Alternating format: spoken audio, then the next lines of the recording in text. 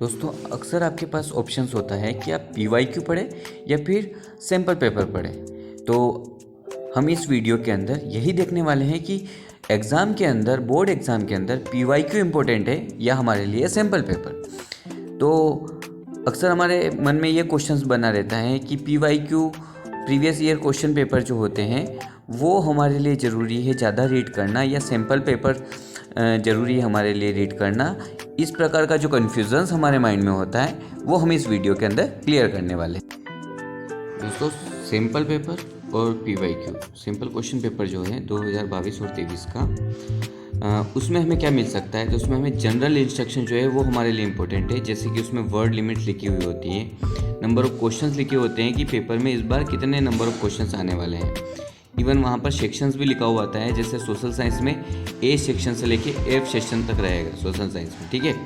और आपको वहाँ पर मार्क्स क्राइटेरिया भी दिया हुआ होता है। तो सैम्पल पेपर सिर्फ इन चीज़ों के लिए आपके लिए यूज़ है, इसलिए आपको इस साल का सैम्पल क्वेश्चन पेपर 2022 और 2023 का, जो कि आपको CBSE की जो ऑफिशियल वेबसाइट है वहाँ पर भी आपको मिल जाएगा, तो आपको ज़रूर एक बार देख लेना चाहिए। तो सैम्पल पेपर सिर्फ आपको पेपर का क्राइटेरिया और पेपर का पैटर्न देखने के लिए यूज़ करना है, क्योंकि सिंपल पेपर में से क्वेश्चंस नहीं आते हैं। क्योंकि अगर सिंपल पेपर में से क्वेश्चन आ गए तो फिर तो वही क्वेश्चंस अगर एग्ज़ाम में आ जाएंगे तो फिर मतलब ही क्या रहा है। इसलिए बहुत सारे बच्चे ये गलती करते हैं, ये मिस्टेक करते हैं कि वो सिंपल पेपर के क्वेश्चंस के आंसर को लर्न करके चले जाते हैं और उनकी तैयारी हो जाती है बस। तो इस प्रकार से गलती कभी नहीं करना है, क्योंकि सिंपल पेपर में जो क्वेश्चंस दिए होते हैं वो एग्ज़ाम में नहीं आते। वो सिर्फ आपको ये बता रखा होता है कि पेपर का पैटर्न किस टाइप का रहेगा, ठीक है। अब बात आती है PYQ यानी प्रीवियस ईयर क्वेश्चंस।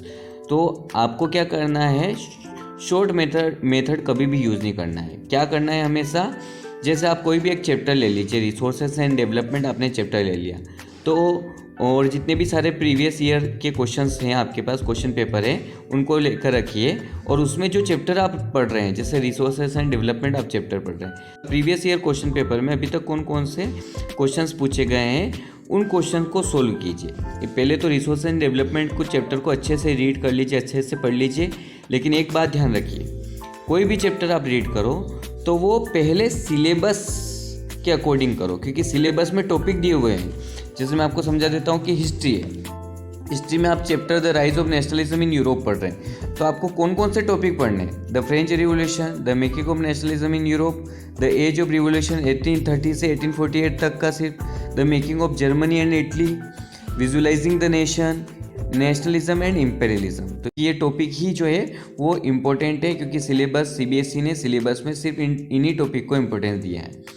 इसी प्रकार से नेशनलिज्म इन इंडिया की बात करें तो आपको सिर्फ मेन 4 टॉपिक पढ़ने, the first world war, Khilafat and non cooperation movement, differing stand within the movement, towards civil disobedience movement और the sense of collecting belonging, है ना। तो यहाँ पर आपको सिलेबस के अकॉर्डिंग टॉपिक जो है वो रिवाइज करने हैं, पढ़ने हैं। और फिर उसमें जो भी टॉपिक आप पढ़ रहे हैं, जैसे रिसोर्सेस एंड डेवलपमेंट टॉपिक आप पढ़ रहे हैं जियोग्राफी से, तो इस चैप्टर को अच्छे से पढ़ लेना है, इसके सारे कंटेंट्स वगैरह पढ़ लेना है। कंटेंट्स रिसोर्सेस एंड डेवलपमेंट में इस बार कौन कौन से आने वाले हैं चैप्टर में। तो सबसे पहले तो रिसोर्सेस एंड डेवलपमेंट चैप्टर का कॉन्सेप्ट क्लियर करना है आपको कि ये क्या होता है, रिसोर्सेस क्या होता है, डेवलपमेंट क्या होता है ना। और डेवलपमेंट ऑफ रिसोर्सेज का टॉपिक आपको पढ़ना है, रिसोर्सेज प्लानिंग पढ़ना है, कंजर्वेशन ऑफ रिसोर्सेज पढ़ना है, लैंड रिसोर्सेज पढ़ना है, land utilisation, land use pattern in India, land degradation and conservation measures. Conservation किसको कहते हैं, बचाने का। जैसे लैंड की क्वालिटी डिग्रेड हो रही है, ख़राब हो रही है, तो उसे कैसे कंजर्व करेंगे, उसे उन मेजर्स को बोलते हैं कंजर्वेशन मेजर्स, मतलब उनके उपायों को अपन बोलते हैं कंजर्वेशन मेजर्स। इसी प्रकार से सॉइल एज ए रिसोर्स है, सॉइल एक रिसोर्स है, तो कौन कौन से टाइप की सॉइल्स होती हैं, या तो रिक्लासिफिकेशन ऑफ सॉइल पढ़ना है आपको। और सॉइल इरोजन, मतलब कि सॉइल का जो कटाव होता है, मिट्टी का जो कटाव होता है, सॉइल इरोजन जो होता है वो आपको पढ़ना है। और सॉइल को कैसे, ये जो इरोजन होता है इसको कैसे बचा सकते हैं अपन, तो सॉइल कंजर्वेशन आपको पढ़ना है इसमें। लेकिन आपको यहाँ पर सिलेबस में दिया हुआ है, बिल्कुल क्लियरली दिया हुआ है कि जो बॉक्स इन्फॉर्मेशन है ना, स्टेट ऑफ इंडिया एनवायरनमेंट, ये वाला आपको एक्सक्लूडिंग करना है, मतलब छोड़ देना है, मतलब नहीं पढ़ना है आपको। तो सिलेबस आपको क्लियरली चीज़ें बताता है कि क्या चीज़ें आपको रीड करना है और क्या चीज़ें आपको रीड नहीं करना है।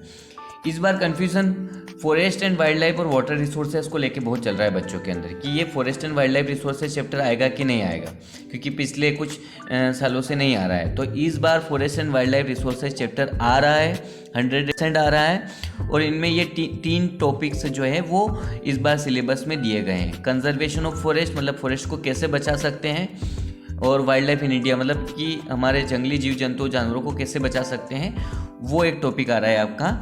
Types of distribution of forest, forest के डिस्ट्रीब्यूशन के टाइप्स आपको पढ़ने हैं, और वाइल्ड लाइफ रिसोर्सेज के टाइप्स आपको पढ़ने हैं, डिस्ट्रीब्यूशन आपको पढ़ना है उनका, और कम्युनिटी और कंजर्वेशन वाला टॉपिक आपको पढ़ना है। तो ये 3 टॉपिक आपको forest and wildlife resources, forest and wild life chapter से आपको रीड करने हैं, यानी कि forest and wild life chapter से भी टॉपिक आएंगे। अब वाटर रिसोर्सेज वाले चैप्टर का भी आपको बहुत कन्फ्यूज़न हो रहा है जियोग्राफी में कि ये चैप्टर भी आ रहा है कि नहीं आ रहा है। तो ये भी आ रहा है, इसमें वाटर की कमी जो है उसके बारे में पूछा है। The need of water conservation and management मतलब पानी को बचाने की क्या ज़रूरत है और उसका कैसे मैनेजमेंट किया जा सकता है। मल्टीपर्पज़ रिवर प्रोजेक्ट यानी कि डैम के बारे में पूछा है यहाँ पर, है ना। इंटीग्रेटेड वाटर रिसोर्सेज मैनेजमेंट के बारे में आपको पूछा है, और रेन वाटर हार्वेस्टिंग। ये टॉपिक आपको वाटर एंड रिसोर्सेज चैप्टर से पढ़ना कंपलसरी है। तो कोई कन्फ्यूज़न नहीं रखना है कि ये चैप्टर आएंगे कि नहीं आएंगे। इस बार CBSE ने ज़्यादातर चैप्टर्स को इंक्लूड किया है, तो आपको मोस्टली चैप्टर को इंक्लूड करना है अपने टॉपिक्स में, अपने रिविजन्स में, ठीक है। तो ये चैप्टर का कन्फ्यूज़न नहीं रखना है बिल्कुल भी कि ये चैप्टर आ रहा है कि नहीं आ रहा है। ये चैप्टर आपको पढ़ना है, लेकिन इनमें टॉपिक्स दिए हुए हैं, इन टॉपिक्स को आपको अच्छे से पढ़ना है, ठीक है। इसी प्रकार से सिविक्स में भी कुछ कंटेंट्स हैं जिनको एक्सक्लूड किया गया है। तो कुछ कंटेंट्स को एक्सक्लूड किया गया है कि ये वाला पेज नंबर बता रखा है कि ये पेज नंबर के इमेजेस, पिक्चर्स वगैरह आपको नहीं करना है, तो वो एक्सक्लूडिंग करके ब्रैकेट में लिखा हुआ है। तो आप CBSE का जो सिलेबस देखोगे वो सिलेबस में आपको सारी इन्फॉर्मेशन मिल जाएगी।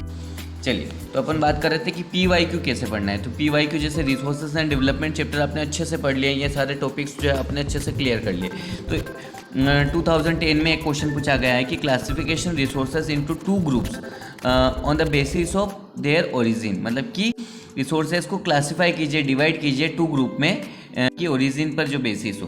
तो 2 टाइप के, इसका आंसर अपन क्या लिखेंगे, बायोटिक और एबायोटिक रिसोर्सेज, क्योंकि ये 1 मार्क्स में है। तो आपको सिंपल लैंग्वेज में, सिंपल टर्म में आपको आंसर देना है। ज़्यादा से ज़्यादा अगर आप डिफाइन करना चाहो तो living organism and non living organism इसमें इंक्लूड कर सकते हो, लेकिन ये बात ध्यान रखना है कि ये बेसिस ऑफ ओरिजिन जो है वो आपका नेचुरल रिसोर्सेज का क्लासिफिकेशन है। तो आप एबायोटिक और बायोटिक में आप नेचर से रिलेटेड ही एग्जांपल्स दीजिए, तो ये अच्छा इम्प्रेशन जाएगा आपका आंसर का, ठीक है।